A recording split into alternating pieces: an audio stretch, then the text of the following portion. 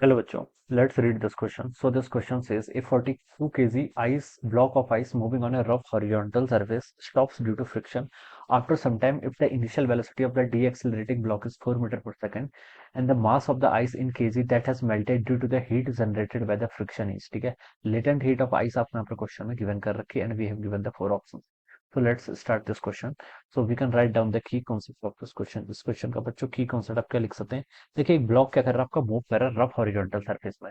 Rough surface से move कर रहा है तो इस फ्रिक्शन क्या करेगा, इसके मोशन को अपोज करेगा, जिसके कारण क्या लगेगा, इस पर फ्रिक्शन के कारण फोर्स लगा इसकी इनिशियल वेलोसिटी के अपोजिट डायरेक्शन में, जिससे ब्लॉक क्या हो जाएगा आपका, फाइनली रेस्ट पर जाएगा। ठीक है, अब हमें बोल रहा था मास ऑफ आइस गिवन कर रखा है, इज मेल्टेड, मेल्ट हो रहा है due to the heat generated by the friction, और लेटेंट हीट ऑफ आइस आपको गिवन कर रखी है, तो आपको बताना है कि कितना आइस क्या कर जाएगा आपके यहाँ पर मेल्ट हो जाएगा। ठीक है, तो इस क्वेश्चन का की कॉन्सेप्ट है बच्चों, आप कैलोरीमेट्री लिख सकते हैं। क्या लिख सकते हैं? कैलोरीमेट्री। कैलोरीमेट्री पर ही बेस्ड प्रॉब्लम है। ठीक है, और आपकी हीट आपकी देखिए कितनी यहाँ पर, देखिए हमें यहाँ पर बताना है कि क्वेश्चन बोला है कि मास क्या कर रहा है आपका, मेल्ट कर रहा है। देखिए जो हीट सप्लाइड होती है वो दो चीजों में जाती है, एक तो आपका टेम्परेचर को इंक्रीज करने के लिए, टेम्परेचर को चेंज करने के लिए, और दूसरी हीट जाती है आपका फेस को चेंज करने के लिए। और यहाँ पर क्या हो रहा है देखिए आपका, यहाँ पर देखिए आपका अब यहाँ पर बोल रखा है कि मास ऑफ आइस इतना गिवन करके दैट हैज मेल्टेड, ये क्या कर रही है अपनी, मेल्ट कर रही है, क्या कर रही है आपकी, मेल्ट कर रही है। ठीक है, तो देखिए बच्चों यहाँ पर जो आपकी हीट जा रही है, ठीक है, यहाँ पर आपकी देखिए हम लिख सकते हैं जो हीट होगी, ठीक है, वो किसके इक्वल होगी, आपकी हीट मान लीजिए डेल्टा क्यू है,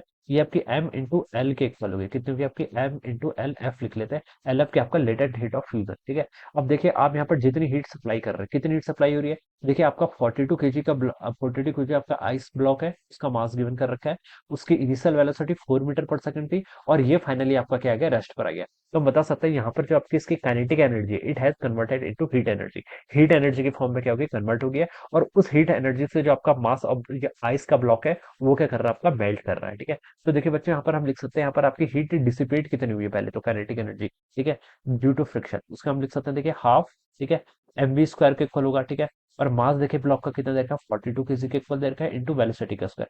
फाइनली तो रेस्ट पर आ गया ना, तो टोटल वर्क डन हो जाएगा आपका, फाइनल वेलोसिटी जीरो है और इनिशियल कितनी थी, 4 मीटर पर सेकंड के इक्वल, तो 4 मीटर पर सेकंड के इक्वल, तो अब इसको यहाँ से स्क्वायर कर लीजिए, तो ये देखिए कितना आएगा, टू टाइम्स इसको करेंगे तो 21 हो जाएगा। 21 और 4 का स्क्वायर कितना होता है आपका, 16, 21 इंटू 16 आपका कितना होता है, 336 होता है, यस 336 जूल। तो 336 ऑफ जूल क्या करेगी आपकी, एनर्जी क्या करेगी यहाँ पर आपकी, रिलीज हो गई, कितनी, 336। ठीक है, अब इतनी एनर्जी आपकी रिलीज हो रही है। ठीक है, अब ये किस फॉर्म में कन्वर्ट होगी, आपकी हीट की फॉर्म में, तो आप इसको लिख सकते हैं 336 जूल आपकी हीट की एनर्जी है। ठीक है, अब आपको यहाँ पर से मास कैलकुलेट करना है, latent heat of fusion of ice आपको क्वेश्चन में गिवन कर रखा है, कितना, 336, इसको आप लिख सकते हैं 3.36 into 10 to the power 5 joule पर केजी के इक्वल गिवन कर रखा है। ऑलराइट, अब बच्चों देखिए आपको यहाँ से मास निकालना है, कितना मास आपका कन्वर्ट हुआ होगा, जूल से आप यहाँ पर जूल कैंसिल कर लीजिए। ठीक है, 336 को आप क्या लिख सकते हैं, 3.36 इंटू 10 to the power 2 लिख सकते हैं। ठीक है, क्या लिख सकते हैं, देखिए इसको मैं ऐसे भी तो लिख सकता हूँ, 3.36 इंटू 10 to the power 2 लिख सकता हूँ। ठीक है, और 3.36 से आपका 3.36 कैंसिल, 10 to the power 2 यहाँ पर था, 10 to the power 5 यहाँ डिवाइड में आएगा, तो ये आपका 10 to the power -3 ऊपर चला जाएगा, क्या, केजी में आ जाएगा। ठीक है, तो इतना आपका मास आएगा 10 to the power -3 केजी, जो कि देखिए आपको फर्स्ट ऑप्शन में गिवन कर रखा है, 1 into 10 to the power -3 KG. सो क्या हो जाएगा इसका, option 1 will be the correct answer of this question. So I hope you all understood this concept. All the best and thank you so much.